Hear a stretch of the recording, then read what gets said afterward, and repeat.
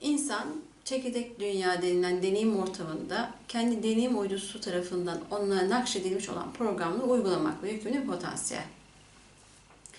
Ve ilk yaptığı şey neydi çekirdek dünyada? İnsansal o potansiyel ortaya çıkması için çakralarının aktifliğine uygun olacak şekilde duyumsal, duygusal, düşünsel, zevksel olgular planını oluşturan duyarlılıkları açığa çıkarmak. Ama özüne uygun mahiyette olanı açığa çıkarmak. Yersel adaptasyon dönemi diye bilinen bu dönemi varlığın doğru şekilde oluşturabilmesi için en nihayetinde kendisi için seçilmiş olan ortamdan etkileniyor. Nedir o?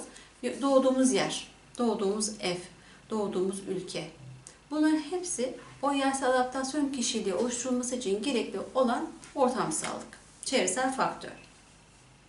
İnsanın kişiliği dediğimiz şey zaten çevresel faktörden etkileniyor. Genetik faktörler etkiliyor. Değil mi? Kalıtımsal yani aileden gelen özellikler var. Bir de metafiziki kısmını ele alıyoruz. Metafiziki kısmıyla da yani ne diyoruz? Holografik kayıtlarla da alakalı kısmıyla da kişiliği değişkenlik gösterebiliyor, oluşturulabiliyor. Bunun yanında ne var? Eğitimlerimiz, aldığımız eğitim de yine bu kişiliği değiştirebiliyor veya geliştirebiliyor.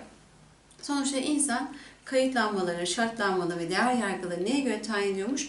Çevresel faktör, ailesel faktör, eğitim faktörü ve kendi özünden kaynaklanan faktörlere göre de değişkenlik gösteriyor. Peki bunlar ne işe yarıyor? Nasıl ortaya çıkıyor? Çevresel faktör dediğimiz zaten bizim biyokompütürümüzün hücrelerinin çekirdeklerinde yer alan DNA'ların genetik uzay bölgelerindeki programların açılması için bizim için bir etki. Aile faktörü de öyle. Aile faktörü derken şunu kastediyorum. Kalıtımsal özelliklerden bahsediyorum. Saçımın rengi, gözümün rengi, boyum, posum şeklinde söylemiyorum. Ailemizle olan iletişimlerimizde de keza bizim duyumsal, duygusal, düşünsel aktivasyonumuz, ekstra aktivasyonlarımız devreye girer ve ona uygun kodlarımız açığa çıkar değil mi? Bunun yanı sıra istidatlarımıza göre melekelerimiz gelişir. Yani arzu ettiğimiz, merak ettiğimiz konulara göre de yeteneklerimiz gelişiyor. Ve bu şekilde bir insani prototip şekilleniyor. Yersel adaptasyon dönemi oluşturuyor. Bu yersel adaptasyon kişiliğini doğru şekilde oluşturduğumuz vakit diyorduk ki göksel kişilik geliyor, bunun üzerine konuşlanıyor. Bu göksel kişiliği kim vasıta olarak kullanacak peki? Tanrısal özbenliklerimiz. Amacı ne? Kendisini çekirdek dünyada, öz yaratım aktiflik novasında tecelli ettirmek. Ama ve lakin bilincin bu kayıtlanma ve şartlanmalardan doğan değer yargılarının muayyen bir birikiminde kendine karma oluşturma durumu var. Bunlara karmik tortular diyoruz.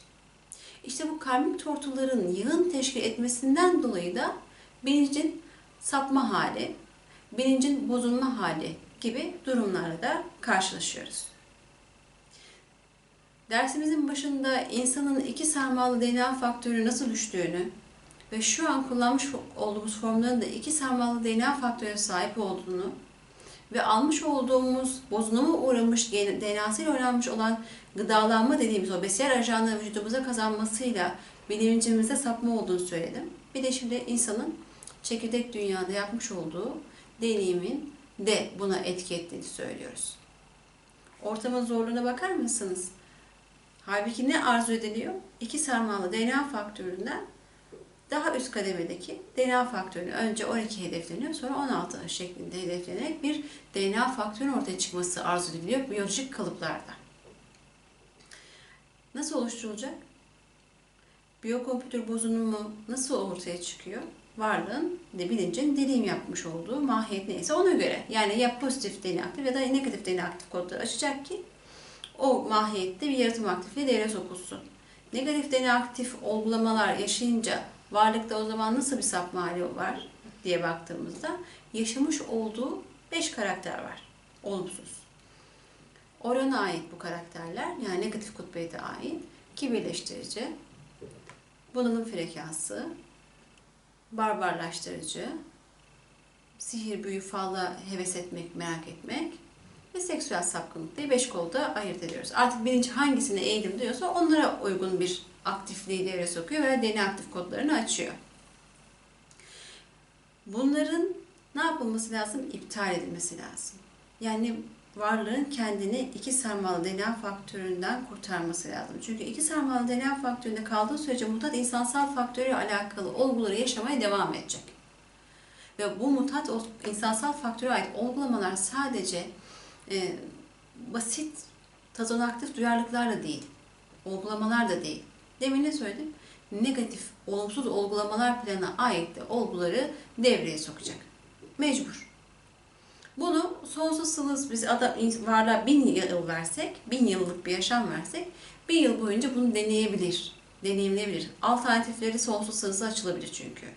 Ne diyoruz? Tazonaktiflik yani alfa frekanslı yaşam olgularını sınırsızca deneyebilir, deneyimleyebilir. Ama ne yapılmış? Kendisine bir standarda bağlamış. Bu standardı kim tayin ediyor? Kendi galaktik özü. Galaktik öz diyor ki benim çekirdek dünyada kendimi tecelli ettirebilmem için, kendi görev icraatımı vurgulayabilmem için benim için yersel kişilik şu kriterde olmalı. Bu kriterlere ulaşınca ben kendimi devreye sokabilirim, kendi görevimi yapabilirim. Bu kriterlere uygunluk göstermede her aşamada varlık kendisi için uygun olmayan programlar açıyor. Yani alternatif programlar açıyor. Alternatif programlar varlığı demin söylediğimiz gibi bozuluma yani mutasyona, daha sonra deformasyona, daha en sonunda da dejenerasyona götürmek ister. Nitekim de Orion 21'leri hedeflediği şey bu. Besiyer ajanlar üzerinde yapılan negatif faaliyetler, olumsuz faaliyetler, bitkisel besiyer ajanlar veya hayvansal besiyer ajanlar üzerinde yapılan negatif faaliyetlerin hepsinin amacı insan faktörünün yaratımını pozitif değil de negatif hale getirmektir. Düşünebiliyor musunuz? Bu kadar basit. Ve bu o kadar da karışık. Diyeceksiniz ki bazı şeyler bizim elimizde değil. Biz fizik tarafıyla bu bozuluma engel olabilecek güçte değiliz. Çünkü hepimiz bireysel olarak bu dünyada varız. Tek başımıza bir şey yapamayız. Bir bakıma doğru gibi olsa da tam anlamıyla doğru olduğunu kabul etmek zor. Çünkü insanlara kendi öz faktörlerini devreye sokabilmek için sadece beslenin de kendi DNA'larınızı yükseltin demiyorlar. Diyorlar ki siz metafiziki taraflarınızı da doğru şekilde kullanmayı öğrenirseniz, kendinizi göksel işaretlamaya tabi tutarsanız, size verilen ve gönderilen bilgileri doğru şekilde okursanız ve kendi üzerinizde çalışma yaparsanız DNA sarmallarınızı ne yapabilirsiniz? Yükseltebilirsiniz. Tabi DNA sarmalınızı yükseltebilirsiniz denmiyor. Kendinizi bilebilirsiniz. Kendini bilme nedir? Birinci aşaması kendi egonun farkındalığına erişmek. Yani kendini levmederek kendindeki çıkıntılı halleri, kendindeki kayıtlanmışlık ve şartlanmışlık hallerini ve bunun istenmeyen hallerini, değer yargılarını tek tek tespit edersin. Kendi üzerinde çalışmalar yaparsın. Metodik çalışmalar olabilir, bilgilendirme olabilir, destek olabilir manevi rehberlerden ama bir şekilde kendini geliştirirsin. Bunu hallettikten sonra, kendini geliştirdikten sonra yani kendi nefsini bildikten sonra bu sefer ne olacak? Kendi öz kimliğini bilmeye gideceksin. Çıkıntılı halini tespit ettin, onları tüketme yoluna gittin. Ondan sonra göksel kişiliğini varlıklaştırmak, hatta yaratmak için eforlar sarf ediyorsun. Yine bitmiyor. Bu sonsuz sınırsızlığa kadar açılmaya devam edecek. Ta ki tanrısal benliğini devreye sokacaksın. Tanrısal benliğini devreye soktuktan sonra dahi sonsuzluğa açılacak şekilde kendini öz yaratım aktiflik novasında bir tepe yaratımı devreye sokabileceksiniz. Daha doğrusu. Tüm bunların hepsi ama hepsi nerede kaynaklanıyor? Çekirdek dünya ortamında. Çekirdek dünyada nerede kaynaklanıyor? Bizim kullanmış olduğumuz formlardaki o biyolojik kompütürün içindeki çekirdeklerde. Yani DNA'larda. Bu kodların açılım faktörü ne kadar pozitif DNA aktif mahiyetteyse o mahiyete uygun şekilde duyarlılığın açığa çıkması ve o duyarlılığın açığa çıktığı oranda öze ait öz enerjinin devreye girmesi, öz enerjinin devreye girmesiyle öz bilginin de devreye girmesi ve bu öz bilgiyi ve öz enerjiyi kullanmış olduğumuz kompütürdeki hücrelerin kullanması ki kullanılan bu hücreler tarafından özellikle beyindeki hücrelerin kullandığı biz bu enerji ne diyorduk? Nörostatik enerji diyorduk. Ve onların oluşturduğu aktiviteye ne diyorduk? Nörostatik aktivite planı diyorduk. Bu enerjiyi doğru şekilde beyinde kullanılmaya geçirildiği vakit biyoform o enerjiden istifade edebileceği için ihya olacaktır. Ve zaten doğru programlanmış ve doğru şifrelenmiş bir kodun açılımıyla ortaya girecek enerji türü öz enerji. Bu öz enerjiyi statik elektriğe çevirip, statik enerjiye çevirip bedene kazandırdığınız vakit bu bedenin bozuluma uğraması mümkün olmaz. Aksine ihya olacağı için devamlı bir şekilde özlerine ait, göklere ait programlar devreye sokulabileceği için öze uyumlaşma kriterlerini devreye sokacaktır biyoform. Neden? Biyoformlar bir cevheri oluşturur. Ve cevheri oluşun bir özelliği var. Nedir o? Öze tabi olma hassasiyeti. Yani özün arzusuna uygun olarak şekillenir. Sonuçta cevher dediğimiz şey neydi? Bilince ait imkandı. Bilinç kendisine ait bu imkanı kullanarak kendi hasletlerini, değerlerini ve keyfiyetlerini sergiliyor. Çekirdek dünya içinde bunların yaratım planı diyorduk. Ve çekirdek dünyada kullandığı cevhersel kalıp, insansal form için konuşuyoruz, yine öze tabidir. Ve özün enerjisini aldığı sürece özle uyumlaşma kriterlerini giderek yükseltir. Yani giderek öze benzer. Ne diyor bizim aksiyonel multibilgilik öğretimimizde üstad? Benze ki benzeyebildiğin, sana benzeyebildiğin oranda yaklaşacaktır. Hedef, bir benzeyen var, bir de benzetilen var. Benzeyen, benzetilene benzemek zorundadır ki o benzediğine bürünsün, o benzediği olsun. Bunun koşulu nedir? Onun gibi tavırlanmak, onun gibi hallenmek, onun gibi yaşamaya benzer yaşantıları devreye sokmak. Yapılması istenen koordinat çekirdek dünya. Yani enerji kaynak saflarındaki yaşam değil, maddesel kaynattaki yaşamlar. Hatta madde kaynatı çekirdek düzeni dediğimiz ortam, çekirdek dünyada bu isteniyor. Bunun olmasının ilk prosedürü nedir? Hatırlarsanız şöyle bir şey anlatmıştık derslerimizde. Bilincin çekirdek dünyaya geldiğinde bir kapalılık hali var. Bu kapalılık hali sadece çekirdek dünyada uygulaması gerekli olan programı uygulayabilmesi içindi. İşte çekirdek dünyaya gelen her bir bilinç önce o kapalılıktan kaynaklanan ama ondan istenen programı devreye sokmak. Gire gibi o ufacık programı devreye soktu mu, giderek o bilincin kapatılma hali ne oluyor? Açılabilir hale geliyor. Yani bilincin karartılması giderek aydınlanmaya dönüşüyor. O yüzden bilincin aydınlanması ifadesini kullanıyoruz. Çünkü bir karartılmışlık var, bir kapatılmışlık var. Kendi uygulama programlarını gereği gibi devreye sokan bir bilinç, bunu gerçekleştirdikten sonra özellikle anahsat döneminde ne yapıyor? Bu sefer makro özce tecelli edebilmek için o karaltılmış yerleri, yani perdeleri teker teker kendinden kendine kaldırıyor. Tasavvufta da zaten çok güzel vurgulamalar yapılmamış mı? Kulla Allah arasında 72.000 tane perde var ifadesi kullanıyor. Bu perde nedir? Hakikati görmekte basiretin bağlanmasıyla alakalı bir vurgulama değil midir? Yani onu göremiyorsun, algılayamıyorsun. Yani bir kapalılık arz ediyorsun demeye çalışıyor. Aydınlanmayı yaşadığın vakit ne oluyor? O perdeleri teker teker kaldırmış oluyorsun. Teker teker kaldırmış oluyorsun. Tabi buradaki Allah kavramını neye indirgeyeceğiz? Kendi yüksek benliğimize indirgeyeceğiz. Yüksek benlik eşittir Allah demek değil burada. Biz burada temsilen Allah'ın farklı yüz görünüm noktası olan bir potansiyelden, bir gözüden bahsediyoruz. Her birimizin yüksek benliklerinden bahsediyoruz. Bu perdelerin teker teker açılmasıyla, teknolojik ifadeyle vurgulayalım. Biyokompütürümüzü oluşturan hücrelerin çekirdeklerindeki DNA'ların genetik uzay bölgelerinde muazzama aktif olguları yaşayıp o olgulara karşılık gelecek duyarlılığın açılmasıyla bizim bilinç karartılmalarımız ortadan kalkıyor, bilinç aydınlanmamız gerçekleşiyor. Bunu yapabilmek için varlık tek başına zaten hareket edemiyor. Ne dedik? Göksel irşatlanma söz konusu. Bir manevi rehbere bağlı olmak gerekli. Çünkü bir manevi rehberin tasarrufu altında bulunan bilinç, manevi rehberin onunla alakalı metafiziki tarafa ait bilgilere hakim olduğundan dolayı ona uygun tasarruf gösterecektir. Ve ona yol gösterecektir. Zaten manevi rehberlerin amacı da budur. Kalkıp da onun yerine bir şey yapmak değildir.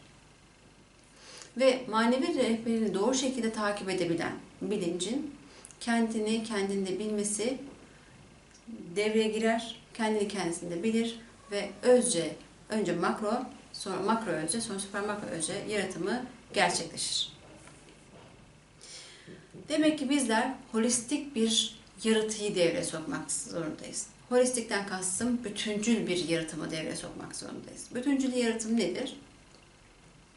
Sahip olmuş olduğumuz ve emaneten devreye aldığımız bu formlarımız. Ne olursa olsun onlara çok ama çok dikkatli şekilde yaklaşmamız lazım. Alacağımız her şey, kullandığımız her şey bizim bedenlerimizi mutasyona veya deformasyona veya dejenerasyona uğratmayacak şekilde olması lazım. Şu an içinde bulunduğumuz dünya uzay zamanı itibariyle bunun çok zor olduğunun farkındayım. Çünkü kullanılan her şey neredeyse kimyasal. Yani bedenin doğal yapısına zarar verici nitelikte. Ama ne var? Bunu biz biliyorsak bunu gökler de biliyor. Ve neyin nasıl ve ne zaman kullanılması gerektiğiyle alakalı bilgiyi zaten vermiş. Bize ne diyor? Kerhen ne yapacaksan yap. Olguları kerhen yaşa. Duyumlamalarını kerhen yaşa. Ama bunları yaparken hiçbiri seni senden almasın. Seni kendinden unutturmasın. Ve masivaya devreye sokma demeye çalışıyor. Çünkü özce uzaklaşmak, öze ait enerjilerden de mahrum kalmak demek. Yani kendi hayat enerjini makaslamak, kesmek demek. Hem bedenimize sağlıklı bakacağız, hem bedenimizin holografik kısmını, yani enerjik yapısını oluşturan olguları daha doğru şekilde aktive edeceğiz. Kendi nefsimizi kontrol edeceğiz ki bunun yolu bundan geçiyor.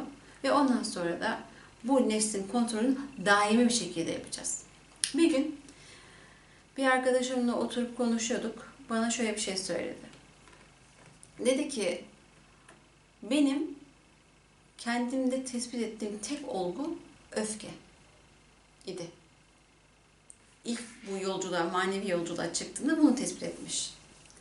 Ama şimdi bakıyorum geçmişe de gerçekten gülüyorum. Çünkü belki en baskın olgum öfkeydi.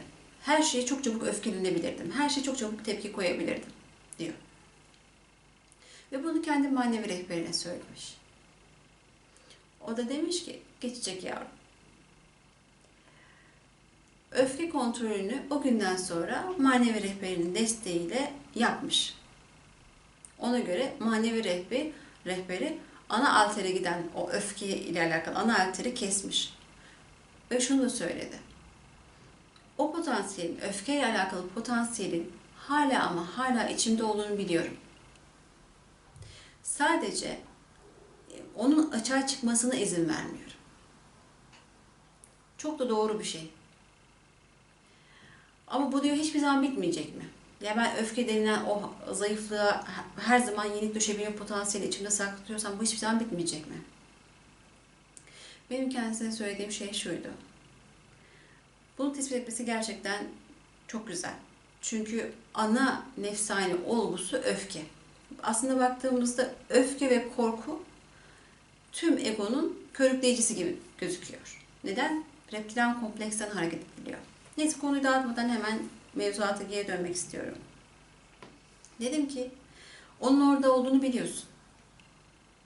Ve onun orada olduğunu bile bile öfkeni kontrol etmeye çalışıyorsun. Açığa çıkartmamaya çalışıyorsun. Kendine hakim olmaya çalışıyorsun. Bu senin doğru ve yanlışı ayırt etme iradeni gösterir. Ama onu hala orada olduğu anlamın varsa, yani o bir gerçeklikse ve sen onun orada olduğunu hala biliyorsan, o zaman daha başka bir sorunumuz var. Nedir bu sorun? Sen aslında hiç öfkelenmediğim dediğin halde dahi içinde durumlara veya koşullara veya kişilere vermiş olduğun tepkilerle öfkenin pasif öfke gibi gösteriyorsundur. Yani hiç öfkelenmiyorum demek değil bu. Bağırmak, çağırmak, kızmak, yıkmak değildir öfke. Kendi içinde de yaşanan o yıkıcı gücü keşfet.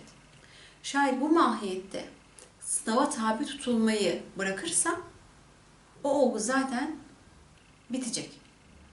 Bir sonraki dersimizde size genlerle alakalı başka mevzuatlar işlediğimde göreceksiniz.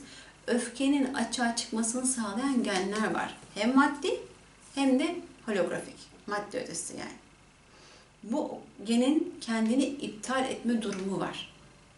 Bu durumun gerçekleşebilmesi için varlığın gerçekten de bu olguyu yaşamakla alakalı ihtiyacının tamamen ortadan kalkmış olması lazım. Veya başka bir şekilde ifade edelim. Egosunun üzerinde öyle bir hakimiyet tesis etmeli ki bu hakimiyetle artık hem Sirius hem de Orion demeli ki bu varlık, bu mahiyet artık epörlenemez, sınava tabi tutulamaz, ne yaparsak yapalım bu öfkelenmiyor. O yüzden biz bununla alakalı programı kapatıyoruz. Bu mahiyetteki impuslamayı da artık kaldırıyoruz. Kendisi öfkelenmez ama başka varlıkları devreye sokarak öfke sınavlarına tabi tutulabilir. Bu da bir yöntem. Sınırları zorluyorlar. Ne zaman tepki verecek diye. Ve en nihayetinde bununla alakalı tepkisizliği yani öfke kontrolünü yerli yerinde devreye soktuğu vakit bu konuda epörlenmesi, sınava tabi tutulması da son buluyor. Ve o genler kendini iptal ediyor. Hatta intihar ediyor bile diyebiliriz. Kapatıyor. Yok kullanılmıyor deniliyor. Öfkenin yani her bir olumsuz olgunun dönüştürülmüş hali vardır. Veya her pozitif olgunun dönüştürülmüş negatif hali vardır da diyebiliriz. Öfkeyi veya kızgınlığı doğru şekilde dönüştürebilirseniz o sizde Allah'ın 99 ra keyfiyetlerinden Celal ismini doğru şekilde devreye sokmanızı sağlayacak bir potansiyele dönüşür.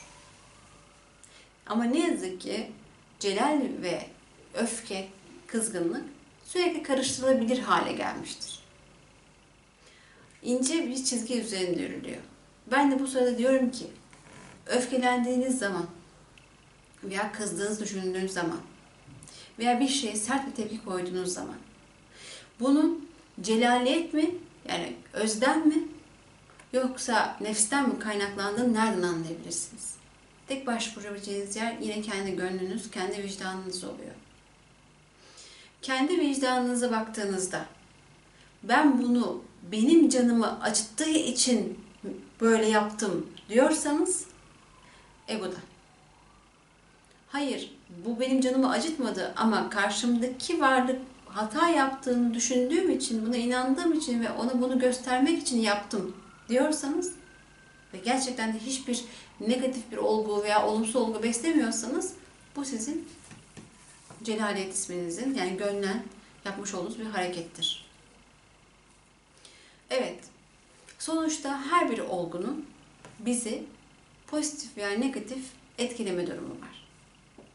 Ve bu pozitif veya negatif olguların yoğunluğuna göre bilinç önce mutasyona sonra dejenerasyona uğrayabilir. Mutasyon olgusunu dünya insanı genelde olumsuz olarak algılamıyorlar. Ama Sirius, Lyra ve Vega'nın şablonlarına baktığımızda mutasyon denilen şey aslında varlığı bozuluma uğratan, doğasallığına aykırı bir aktiflik olarak gözüküyor.